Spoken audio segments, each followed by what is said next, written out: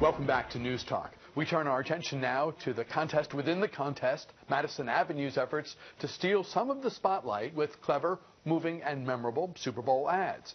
Now, the stakes are high. 30-second spots in Super Bowl 50 ran a reported $5 million per. We'll talk with a local marketing expert about who hit and who missed in a moment. Your thoughts as well. But first, Clayton Sandell has a look back at the other football air war.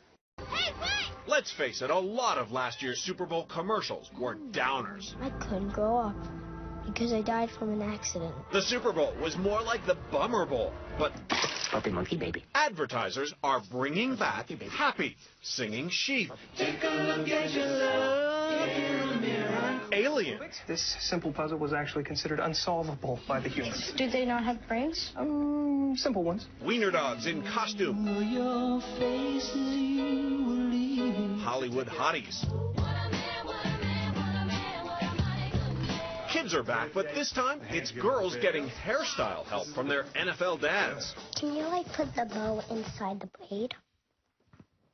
This being an election year, there is politics. We're forming the Bud Light Party. But it's a lot more fun. Today we celebrate our Independence Day! The Kung Fu Panda even spoofs the Old Spice guy. Hello, ladies. Look at your panda. Now look at me. I'm on a tiger.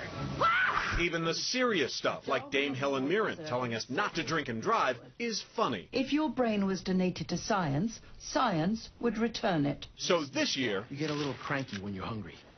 Better? Much better. even if your team gets you down, advertisers are making sure the commercials won't. Clayton Sandell, ABC News, Denver.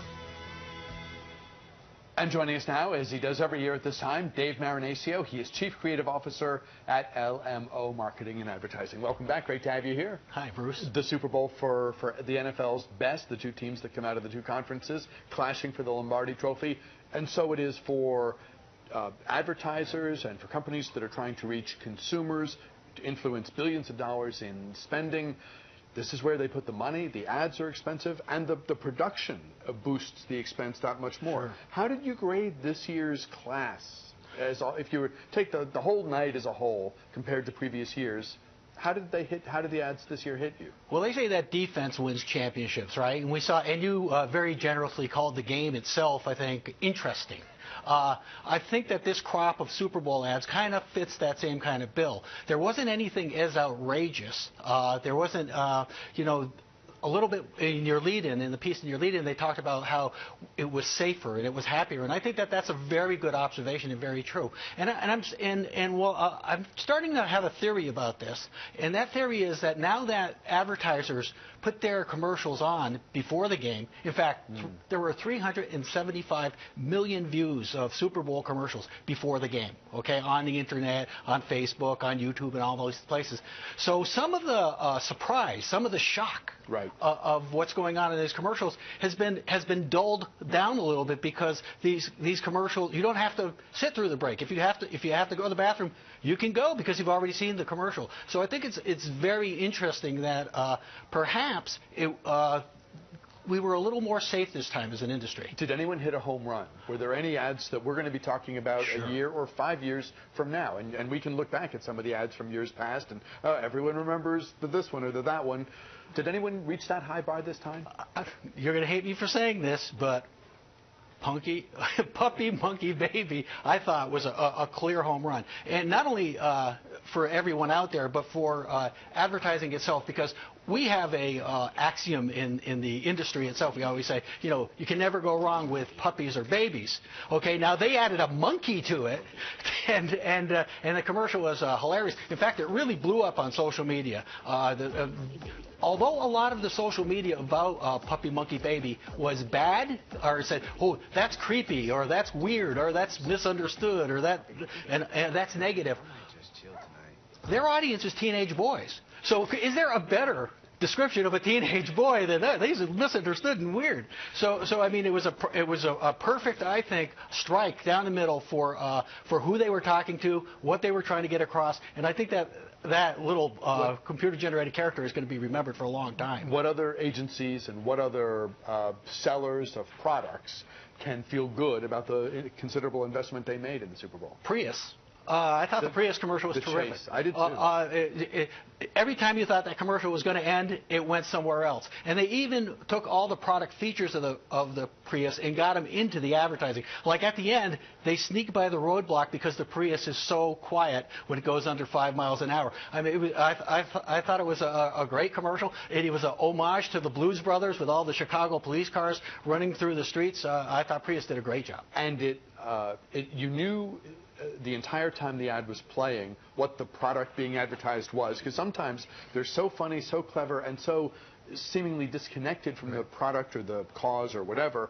You're like, okay, this is amusing to me, but who I mean, if you're watching critically, as you and I are sitting here planning for the segment, sometimes ads can be funny, but at the end you're like, I don't know who, the connection with the product is fleeting, and therefore you wonder, was it money well spent? The Prius one, not only did you know the whole time what they were selling, but the points that the ad was making seemed to go at concerns people might have about a Prius that hold you back from buying one. That's right. Hey, if you can escape from a cop car in a Prius, what can't it do?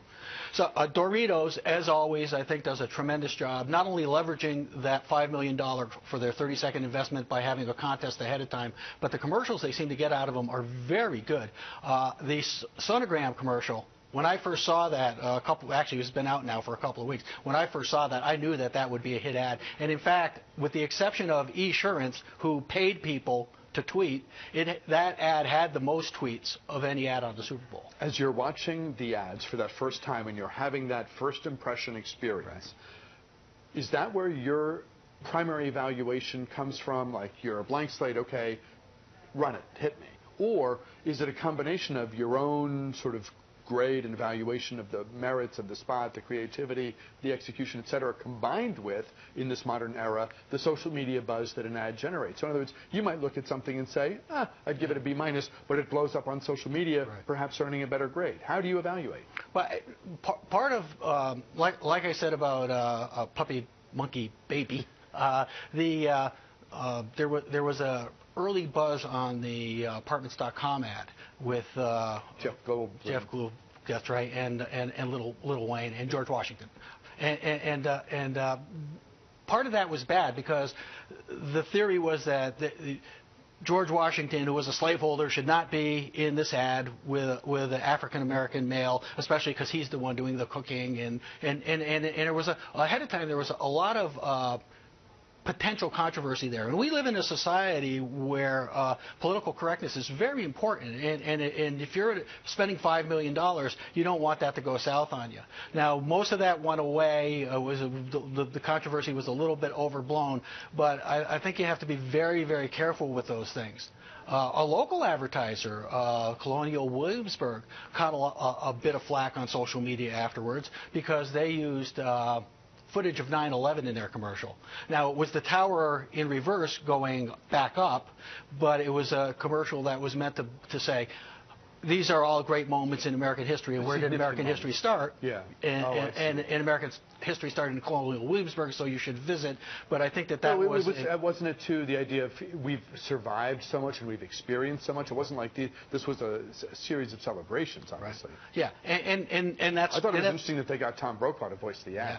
Yeah. That's what struck me. But it's introversy, and they did get blowback, especially over using the 9/11. Did anyone waste their money? Were there pitches that just missed? No, I don't think so, especially not with as many viewers as were out there. Let's face it, even bad advertising works, thank goodness. So just getting your name out there, just having a commercial out there on the Super Bowl is going to help you out. And the numbers are not in yet, but it looks like this may be the highest watched Super Bowl ever. There were at least 2 ads that I would categorize as issue ads, and I wanted to get your thoughts on them. One was in the setup piece, Helen Marin, talking about just trying to get people not to drive if they've been drinking or if they are in any way impaired. And the other one was the Colgate spot for wasted water. In much of the world, water's scarce. People don't have it. But some of us turn the faucet on, let it run while we're brushing our teeth, and water just goes down the drain. Grade those. And did it strike you that folks would spend big money to advertise a cause in the Super Bowl? Yeah. Not really. Colgate made a lot of sense to me because they've told us for years and years, don't run your tap when you're brushing your teeth. So that water has always been an issue with toothpaste, and Colgate. Toothpaste in general, I've always said the American Dental Association. They're right on the cusp of that anyhow. As far as Budweiser goes, although Helen Marion is obviously this extremely charming woman, and to have her calling us all those names was kind of fun, it was almost like Budweiser passed this year. They had done the puppy commercial and then the puppy sequel in the last couple of years, which were well received. However, Anheuser-Busch was not getting what they wanted from the puppies, and so they decided to change course. And I think they didn't know quite what to change course from. Now, I thought they did hit a home run with the Bud Light stuff. Amy Schumer, who's probably, who's hot as the sun right now, and then Seth Rogen did the Bud Light party. They made fun of the political process this year. It was extremely well done. So Bud Light did very, very well. But I thought it was interesting that Budweiser almost kind of passed. We have about a minute left. Are there any hits we haven't talked about, anything that was odd or just memorable that we haven't discussed here so far? I love Steven Tyler for Skittles. Where he's trying to get the Skittles to sing higher and higher and higher until he finally blows up the whole portrait. And the whole thing is so bizarre in the first place, the idea of the Skittles being his portrait. But again, like you said, really good advertisers let you know who the product is through the whole length of the commercial. That's why the sonogram commercial was so good, because it opens on a guy holding a bag of Doritos.